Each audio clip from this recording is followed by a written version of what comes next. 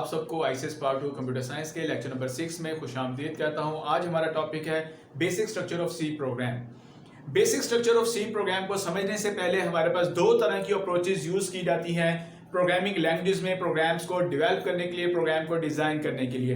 एक अप्रोच को हम लोग नाम देते हैं किसका, अनस्ट्रक्चर्ड प्रोग्रामिंग लैंग्वेज का, और एक को हम लोग नाम देते हैं किसका, स्ट्रक्चर्ड प्रोग्रामिंग लैंग्वेज का। तो पहले तो हम ये देखते हैं कि इन दोनों में डिफरेंस क्या है हमारे पास। जब हम अनस्ट्रक्चर्ड की बात करते हैं तो इसमें हम लोग ये कहते हैं the entire logic of a program is implemented with the help of a single module और अ फंक्शन। यानी कि अगर आपके पास एक प्रॉब्लम है, उस प्रॉब्लम की जितनी भी लॉजिक है वो आप सारी की सारी लॉजिक को एक ही मॉड्यूल, एक ही फंक्शन की मदद से क्या करते हैं, इंप्लीमेंट करते हैं। चाहे आपके पास 500 लाइंस का प्रोग्राम बने, चाहे आपके पास 10,000 लाइन का प्रोग्राम बने, तो आपने एक ही मॉड्यूल के अंदर, एक ही फंक्शन के अंदर आपने सारी की सारी स्टेटमेंट जो है वो राइट डाउन करनी है। इस अप्रोच को हम लोग नाम देते हैं किसका, अनस्ट्रक्चर्ड प्रोग्रामिंग लैंग्वेज का। इस अप्रोच का हमारे पास ड्रॉबैक क्या है कि एक तो जो प्रोग्राम हम अनस्ट्रक्चर की मदद से डेवलप करते हैं उसको हम आसानी के साथ अंडरस्टैंड नहीं कर सकते। सेकेंडली, अगर उनमें कोई एरर्स आ जाते हैं तो उन एरर्स को डिबग करना, उन एरर्स को ट्रैक करना और रिमूव करना हमारे लिए क्या हो जाता है, मुश्किल हो जाता है। ये ऐसे ही है कि अगर आपको एक टीचर कहता है कि आपने इंग्लिश का ऐसे लिखना है, तो आप विदाउट यूजिंग पैराग्राफ, आप एक ही पैराग्राफ में सारे का सारा क्या करते हैं, आप मजमून जो है ऐसे जो है वो लिख देते हैं। तो एक तो उस टीचर को उस मजमून में जो बातें आपने बताई हैं, जो कंसेप्ट आपने देने की कोशिश की है, वो उसको अंडरस्टैंड करने में क्या होगा, मुश्किल होगी। प्लस उसमें जो मिस्टेक्स हो रही होंगी उनको ट्रैक करना भी उसके लिए क्या होगा, वो मुश्किल हो जाएगा। सेकंड, हमारे पास जो अप्रोच होती है उसको हम लोग नाम देते हैं किसका, स्ट्रक्चर्ड प्रोग्रामिंग लैंग्वेज का। स्ट्रक्चर्ड प्रोग्रामिंग लैंग्वेज में the entire logic of a program is implemented with the help of small small modules और फंक्शंस। यानी कि आपके पास जो एक बड़ा फंक्शन है, आप उस बड़े मॉड्यूल को या अपनी लॉजिक को आप क्या करते हैं, छोटे छोटे मॉड्यूल्स में क्या करते हैं, डिवाइड कर लेते हैं। और हर मॉड्यूल जो होता है वो क्या करता है, एक सेपरेट टास्क, एक अलग फंक्शनैलिटी जो है वो परफॉर्म करता है। फॉर एग्जांपल, ये मॉड्यूल जो है, ये मेरा मॉड्यूल ऐड करेगा, ये मॉड्यूल मेरा मल्टीप्लाई करेगा। तो ये बेसिकली हमारे पास क्या हो रहा है कि हमने अपने इस मॉड्यूल्स को डिफरेंट टास्क परफॉर्म करने के लिए क्या किया, यूज किया।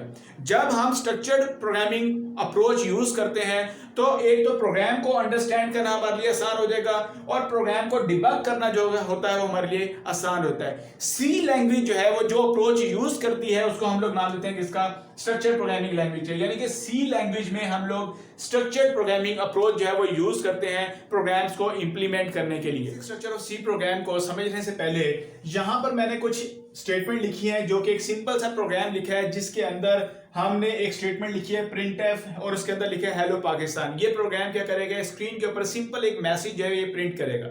लेकिन अगर हमने सी लैंग्वेज में प्रोग्राम लिखना है तो उस प्रोग्राम को लिखने के लिए कुछ स्टेटमेंट जो है वो हमें लाजमी रिक्वायर्ड होती हैं।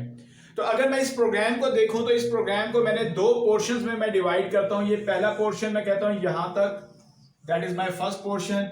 इसका मतलब ये है कि हर प्रोग्राम में ये वाला पोर्शन आपने लाजमी लिखना है, और सेकंड जो है ये मेरे वाला ये पोर्शन है, ये भी आपने हर प्रोग्राम में लाजमी लिखना है।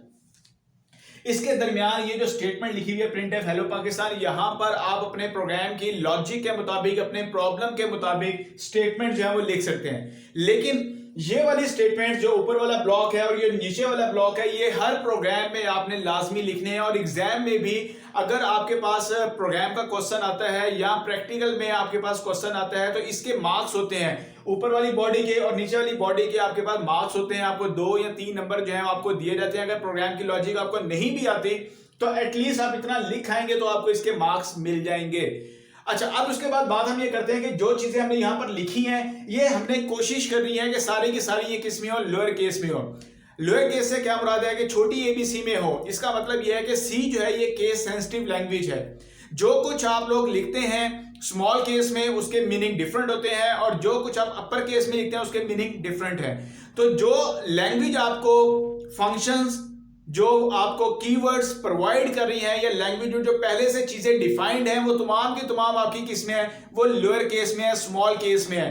तो हम लोगों ने यहां पर जो कुछ भी लिखना है वो हमने स्मॉल केस में लिखना है। तो ये पहली दो स्टेटमेंट जो लिखी हुई है, जो कि हमने हैश साइन से स्टार्ट की हुई है।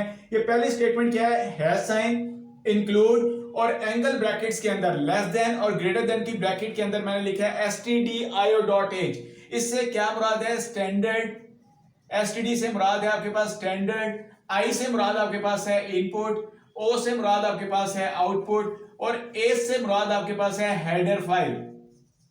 ये हम लोगों ने प्रीवियस लेक्चर में पढ़ा था कि आपके पास हेडर फाइल्स होती हैं जो कि लिंकर जो है वो इस्तेमाल करता है आपकी ऑब्जेक्ट फाइल के साथ लिंक करने के लिए।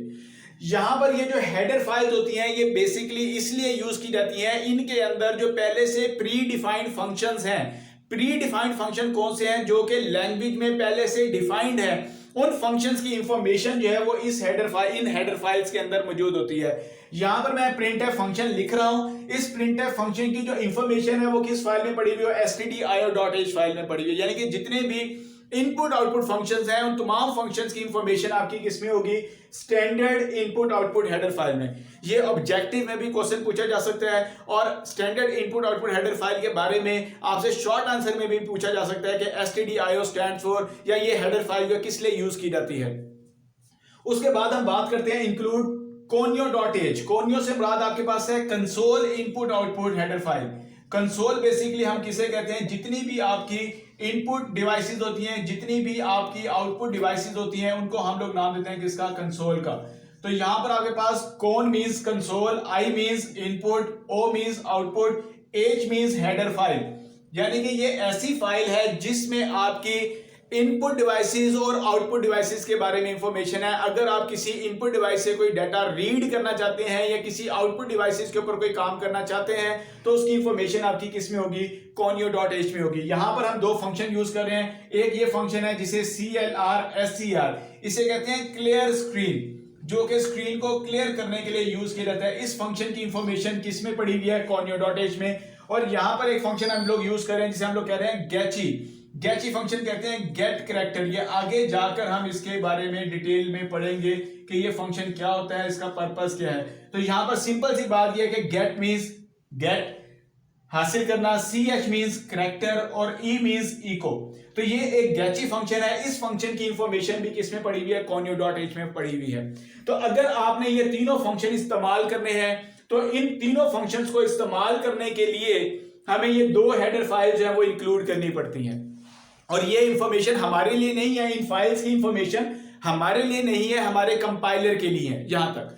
उसके बाद यहां पर मैंने लिखा है void main void, ये एक फंक्शन का नाम है जहां से मेरे प्रोग्राम की एग्जीक्यूशन जो है वो स्टार्ट होगी।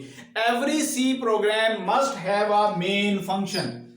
अगर मेन फंक्शन नहीं होगा तो आपका प्रोग्राम जो है वो स्टार्ट नहीं होगा। इसको डिटेल में पढ़ेंगे कि ये void और ये वाला void हमने क्यों लिखा है। अभी सिंपल सी बात इतनी मैं बता रहा हूं आपको कि आपने अगर सी लैंग्वेज का प्रोग्राम लिखना है तो उसमें मेन फंक्शन आपने लाजमी लिखना है। और जब भी आपने कोई फंक्शन लिखना होता है उसके लिए एक चीज आपने जेब में रखनी है कि सबसे पहले फंक्शन का नाम होगा, उसके बाद ओपनिंग और क्लोजिंग पैरेंथेसिस होंगी। ये आपके पास फंक्शन को रिप्रेजेंट करने की आपके पास क्या है, ऑप्शन है कि आपको पता चल जाता है कि ये चीज आपके पास क्या है, ये फंक्शन है। जैसा कि मेन, इसके आगे ओपनिंग और closing parenthesis, clear screen opening और क्लोजिंग, प्रिंटफ ओपनिंग और क्लोजिंग, गैची ओपनिंग और क्लोजिंग। इसका मतलब यह है कि मेन भी एक फंक्शन है, क्लियर स्क्रीन भी फंक्शन है, प्रिंटफ भी फंक्शन है, गैची भी आपके पास क्या है, एक फंक्शन है। उसके बाद इसे हम लोग कहते हैं मेन फंक्शन की बॉडी, यानी कि ये ओपनिंग करली ब्रेस से लेकर क्लोजिंग करली ब्रेस के दरमियान आप लोग क्या करते हैं, अपने मेन फंक्शन की बॉडी लिखते हैं। और इसके अंदर आपके पास सी स्टेटमेंट्स आती हैं और यहां पर ये आपके पास तीन स्टेटमेंट्स लिखी हुई हैं, क्लियर स्क्रीन, प्रिंटफ और गैची।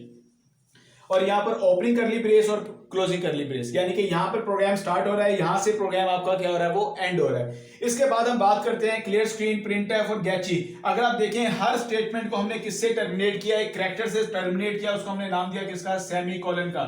इसका मतलब यह है कि every C statement must be terminated with semicolon. आगे हम जाकर इनको डिटेल में पढ़ेंगे, यानी कि ये पूरा एक लॉन्ग क्वेश्चन बनता है, basic structure of C program. अभी सिंपल मैंने ये बताया कि ये हमारे पास एक प्रोग्राम लिखा है जो कि सिंपल सा प्रोग्राम है, जो कि स्क्रीन के ऊपर एक मैसेज प्रिंट करेगा और इसके अंदर इन स्टेटमेंट्स का काम क्या है। आगे नेक्स्ट लेक्चर में हम डिटेल में पढ़ेंगे कि इन स्टेटमेंट्स को क्या कहते हैं, इस फंक्शन को क्या कहते हैं, इस फंक्शन के बारे में इंफॉर्मेशन क्या है। ये पूरा एक लॉन्ग क्वेश्चन है जो कि इसका नेक्स्ट पार्ट बनता है, वो इंशाल्लाह नेक्स्ट लेक्चर में हम लोग इसको डिस्कस करेंगे। अगर मेरा लेक्चर आपको पसंद आया है तो मेरे चैनल को आपने सब्सक्राइब और आप लोगों ने बेल आइकन पे क्लिक करना है ताकि मोर इंफॉर्मेशन और मोर वीडियो लेक्चर्स आप तक पहुंच सके। अपना ख्याल रखिएगा। अल्लाह हाफिज।